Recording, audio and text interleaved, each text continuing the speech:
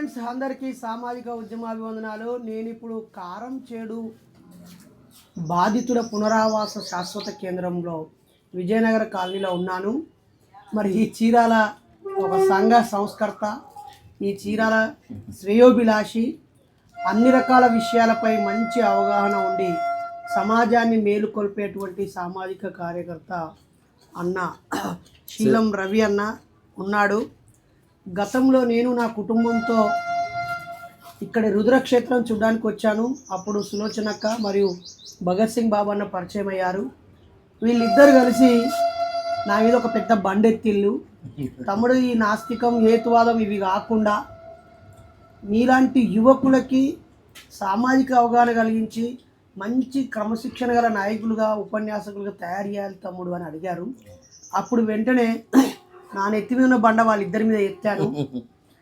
మీరు నాకు ఇక్కడ 4 రోజుల పాటు ఒక 100 మందికి షెల్టర్ ఏర్పాటు చేయండి అన్న, మంచినీళ్ళు పెట్టండి, బువ్వ పెట్టండి, ఒక హాల్ పెట్టండి, నేను తప్పకుండా 4 రోజులు మంచి ఉపన్యాసకులను తయారు చేస్తాను అని చెప్పాను.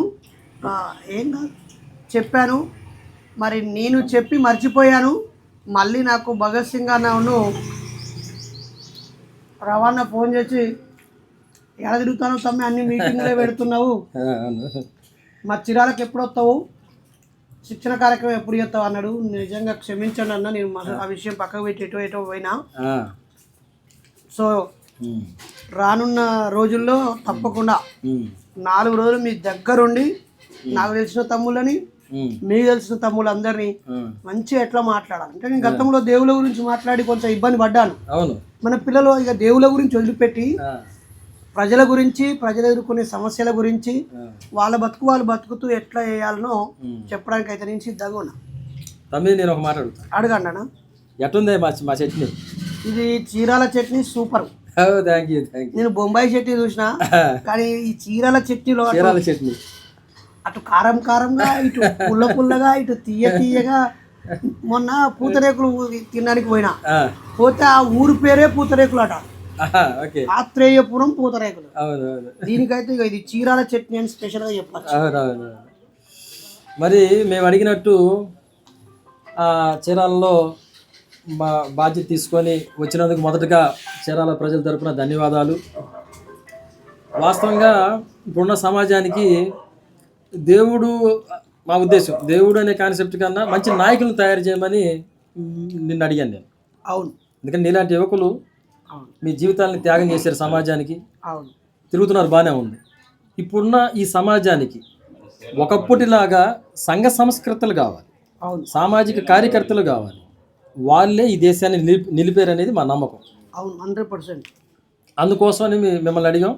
మీరు మాకు 4 రోజులు ఇచ్చారు, కార్యక్రమం నడుస్తుంది తప్పకుండా. అయితే తమ్మి, నేను ఇంకొక రిక్వెస్ట్ కాదు, ఆర్డరే అట్టగా తమ్మి, నువ్వు నేను అది వేరే కార్యక్రమం. మీ కార్యక్రమంలోకి నేను వస్తున్నప్పుడు రిక్వెస్ట్ అనాలి. ఒకటి, 2 రాష్ట్రాలకే అవ్వచ్చు, భారతదేశానికి అవ్వచ్చు, లేదా ప్రపంచంలో ఉన్నటువంటి మన తెలుగు ప్రజలకే అవ్వచ్చు, నాస్తికం మీద ఆస్తికం మీద కొన్ని జటిలమైన ప్రశ్నలు ఉన్నాయి. సహజంగా ఏంటంటే ఎవరి ద్వారంలో వాళ్ళు మాట్లాడుకుంటూ వెళ్ళిపోతున్నారు. నా ఉద్దేశం, మనం మళ్ళీ కలవలేం, ఈ విలువైన సమయం మళ్ళీ రాదు కాబట్టి మన ఇరువురి విలువైన ప్రశ్నలతో సమాజాన్ని చైతన్యపరిచే విధంగా 1 గంట టైం ఇయ్యాయి నాకు. ప్రోగ్రాంలోనే ఇద్దాం పో. అచ్చటోళ్ళందరికి కూడా ఎదుటోళ్ళు ఏం ప్రశ్న అడిగితే సమయస్ఫూర్తితో ఒళ్ళు దగ్గర పెట్టుకొని రాజ్యాంగాన్ని గౌరవిస్తూ ప్రజలని ఎడ్యుకేట్ చేయడం ఎట్నో ఒక నమూనాలాగా ఇంటర్వ్యూ చేద్దాం. తప్పకుండా నా ఎదురుగా 100 మందిని కూర్చోబెడతా, స్టేజ్ మీద 2 కూర్చుందాము, నువ్వు వేదన్న అడుగు, దానికి నాకు తెలిసింది చెప్తా, తెలియకపోతే తెలుసుకొని చెప్తా. ఆ ఎదురు ఉన్న వాళ్ళకు కూడా ఎవరెవరు ఎట్లాంటి ప్రశ్నలు అడుగుతారు, మరి నాయకులుగా మనం ఎట్లా సమాధానం చెప్పాలి, సమాధానమే కాదు ఆచరణలో ఎట్లుండాలో కూడా చూపిద్దాం. వచ్చినటువంటి పబ్లిక్ నుంచి కొన్ని ప్రశ్నలు తీసుకుంటాం. మేము ఇంటర్వ్యూగా సామాజిక కార్యకర్తగా నా తరపున కొన్ని ప్రశ్నలు ఉంటాయి. తప్పకుండా ఒక 25 నుంచి 30 మధ్య ప్రశ్నలు ఉంటాయి. ఒక ప్రశ్నకి 2 నిమిషాలు మినిమం నిడివి అనుకుందాం. ఓకే. ఒక్కో దానికి 1 సెకండ్లో అయిపోవచ్చు, ఒకదానికి 2 నిమిషాలు దాటొచ్చు. ఓకే, ఏదైనా 25 ఇంటూ 2 నిమిషాలు బస్. సూపర్. మరి అప్పుడు నాకు చీరల చట్నీ తెప్పిస్తావా? చీరాల చట్నీ ఇప్పుడు నువ్వు రుచి చేసావు. చీరాల్లో ఇంకో స్పెషల్ ఉంది, అది ఇప్పుడు చెప్పను, సస్పెన్స్. ఆ రోజు నీ చేత తినిపిస్తా.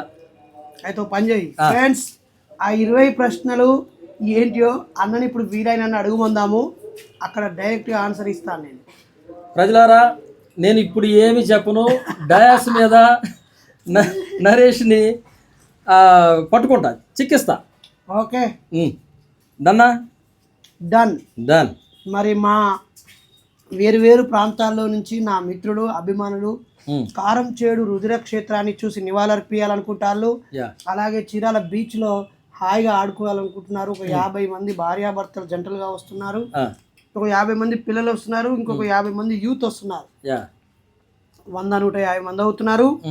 మరి మాకు ఈ కారం చేడులో జరిగిన చరిత్రను మీరు అందరూ వివరించాలి. తప్పకుండా. బాధితులతో మాకు ఇంటరాక్షన్ పెట్టాలి. తప్పకుండా. అవకాశం ఉంటే ఇక్కడ నుంచి కూడా ఆసక్తి ఉన్న యువకులు మాతో జాయిన్ కావాలి. తప్పకుండా. కారం చేడు చరిత్ర జరిగిన సంఘటన దేశంలో ఇప్పటికీ మర్చిపోలేని సంఘటన. ఆ విషయంలో మీకు పోసకొచ్చినట్టుగా మొత్తం సవివరంగా మేము అందిస్తాము. ఆ తర్వాత మీ వస్తున్నటువంటి తెలంగాణ నుంచి, రాయలసీమ నుంచి, కోస్టల్ నుంచి, ఉత్తరాది నుంచి, రకరకాల ప్రాంతాల నుంచి ఈ ప్రాంతం విచ్చేస్తున్నారు. మాకు ఒక విలువైన సమయాన్ని మాకు కేటాయించారు. తప్పకుండా అవన్నీ చేద్దాము. ఆ తర్వాత అందరితో సరదాగా మా చీరాల బీచ్ కూడా సందర్శిద్దాం. Okay, thank you.